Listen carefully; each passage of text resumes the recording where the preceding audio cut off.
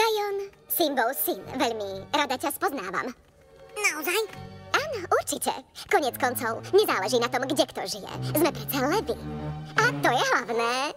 Ver nie je väčšia radosť, ako vládnuť vôkol nás. Vždy na víťaznú stranu svoje sily odovzdáš. Len uver, milý môj, že osud kráľa máš. Keď zle umyť držíš pokope, tak nikdy neprehráš. Svetu vládnu vraždy, ukáž mi svoj hnev. Levi vládnu navždy, Levi a ich rev. Keď lev útočí, nik nie je v bezpečí.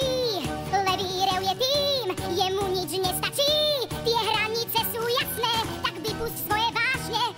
Levi, Levi a ich rev. Na čo ja mám takto vládnuť? Bol by som krutý kráľ.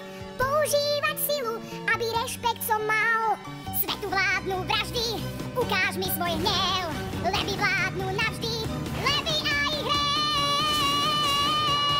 Keď lev útočí, nik nie je v bezpečí. Toto nie som ja. Levi rev je tým, jemu nič nestačí. Tie hranice sú jasné, tak vypusť svoje vášne.